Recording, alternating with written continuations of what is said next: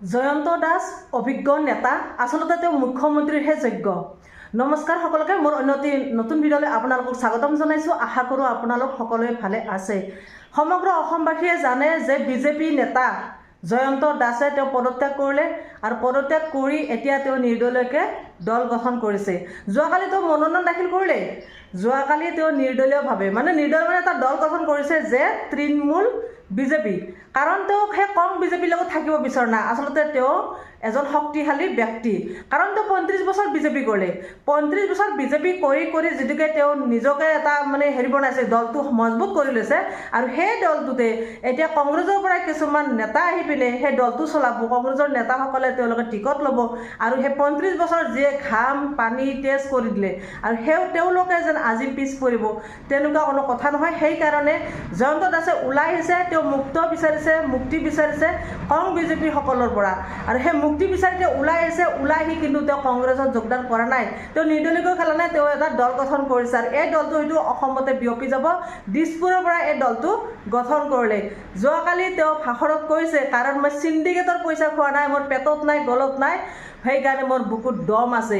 কথাটো সঁচা, কাৰণ তেওঁ সত্যত চলি আছে, সেইকাৰণে তেওঁ দমক কথা ক'ব পাৰিছে।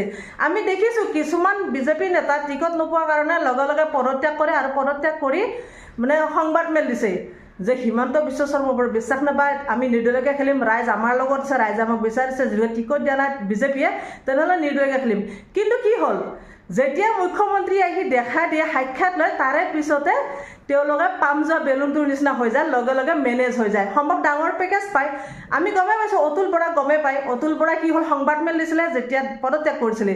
টিকট নোপোৱাৰ কাৰণে তেওঁ পদত্যাগ কৰিলে আৰু তেওঁ কৈছে নিৰ্দলীয়কৈ খেলিম, কাৰণ ৰাইজ মোৰ লগত আছে, ৰাইজক মই কি আশা দিম, কি কৰিম, ৰাইজ মোৰ লগত আছে, মই নিৰ্দলীয়কৈ খেলিম। কিন্তু যেতিয়া ৰাতাৰাতি মুখ্যমন্ত্ৰী আহি উপস্থিত হ'ল, তাৰে পিছত তেওঁ মুখ্যমন্ত্ৰীৰ মতে চলিলে। এইটো কি বুজায়? তেওঁলোকৰ কোনো নিজস্বতা নাই। আচলতে তেওঁলোকে ক্ষমতা বিচাৰে, ৰাইজৰ কথা কেতিয়াও নাভাবে। যদি ৰাইজে বিচাৰিছে নিৰ্দলীয়কৈ খেলা কথা, তেওঁ খেলিব লাগিছিল, কিয় নেখেলিলে? তাৰমানে ডাঙৰ পেকেজ লাগে, তেওঁলোকে সদায় ক্ষমতা বিচাৰে।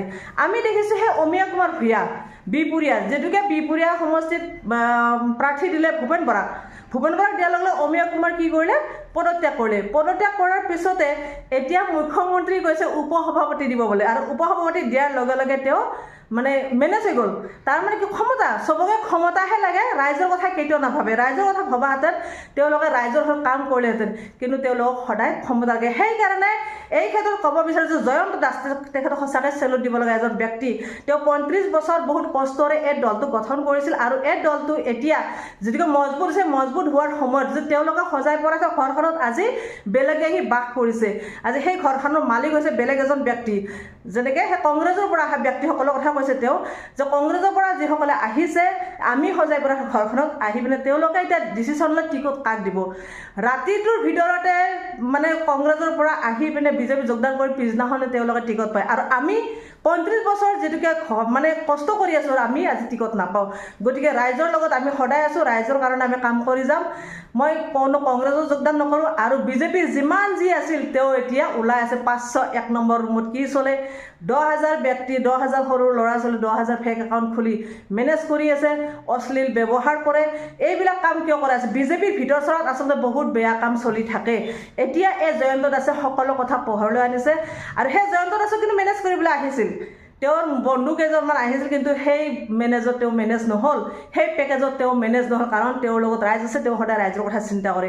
তেওঁ লোকৰ তলত চলিব নিবিচাৰে। কম বিজেপিসকলে তেওঁলোকে সেই পুৰণি বিজেপিখিনিক চলাব বিচাৰে। পুৰণি বিজেপিখিনি সদায় মুক্ত আচৰণভাৱে চলিব বিচাৰে, মুক্তভাৱে বিচাৰি থাকিবলৈ। আৰু সেইকাৰণে জয়ন্ত দাসে ওলাই আছে আৰু এতিয়া বিজেপিৰ ভিতৰ চৰাৰ কথা এটা এটাকৈ প্ৰকাশ কৰি আছে। এতিয়া মুখ্যমন্ত্ৰী অনুভৱ কৰিছে, সিদিনা মুখ্যমন্ত্ৰী কোৱা শুনিছোঁ, আচলতে জয়ন্ত দাসে বিজেপিক ভালেই পোৱা নাছিল। এতিয়া অসমবাসী আপোনালোকে চিন্তা কৰকচোন, বিজেপিক কোনে ভাল পোৱা নাছিল?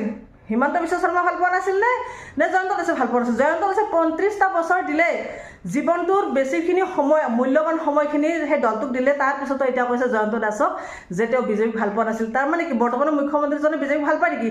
তেনেহ'লে কংগ্ৰেছত থাকি কংগ্ৰেছৰ শাসনভাৰ লৈ শেষত বিসম্বাদ কৰি, তেওঁ মুখ্যমন্ত্ৰী পদটো নোপোৱাৰ কাৰণে বিসম্বাদ কৰি প্ৰাক্তন মুখ্যমন্ত্ৰী তৰুণ গগৈক লাত মাৰি পিনে, তৰুণ গগৈক ডেগাৰ মাৰি বিজেপিত যোগদান কৰি তেওঁ মন্ত্ৰিত্ব লাভ কৰি আৰু এতিয়া মুখ্যমন্ত্ৰী হৈছে সৰ্বানন্দ সোণোৱালক লেং মাৰি পিনে চকীখন তেওঁ দখল কৰিছে আৰু এতিয়া মুখ্যমন্ত্ৰী হৈয়ে তেওঁ বহুত মানে ডাঙৰ কথা কৈছে মানে ক্ষমতা হাতত লৈছে এতিয়া বিজেপিৰ কোনো নীতি আদৰ্শ নাই বিজেপি বুলি কোনো দল নাই মুখ্যমন্ত্ৰী হিমন্ত বিশ্ব শৰ্মাৰ দল বুলি ক'ব পাৰি হিমন্ত বিশ্ব শৰ্মাই যিটো ক'ব সকলো নেতা মন্ত্ৰীসকলে সেইটোৱে মানিব শুদ্ধ হওক ভুল হওক যদি মুখ্যমন্ত্ৰীজনে কয় যে এইটো হয় তেনেহ'লে সকলোৱে ক'ব হয় যদি নহয় তেনেহ'লে সকলোৱে মাথা জোকাৰি ক'ব যে এইটো নহয় কিন্তু তেওঁলোকৰ নিজৰ বিবেক বিবেচনা বোলা বস্তু একোৱেই নাই বিজেপি দলৰ সেই নেতা মন্ত্ৰীসকলৰ কথা কৈছোঁ যে মুখ্যমন্ত্ৰীৰ মতে উঠা বহা কৰে মুখ্যমন্ত্ৰী যাক যিটো ক'ব সেইটোৱে কাম কৰি যায় এতিয়া বিজেপি দলৰ কোনো দল বোলা বস্তু নাই যে হিমন্ত বিশ্ব শৰ্মাৰহে দল এইটো তেনেকুৱা এটা পৰিৱেশৰ সৃষ্টি হৈছে আৰু সেইকাৰণে প্ৰাক্তন বিজেপিখিনি তাত চলিব নোৱাৰা হৈছে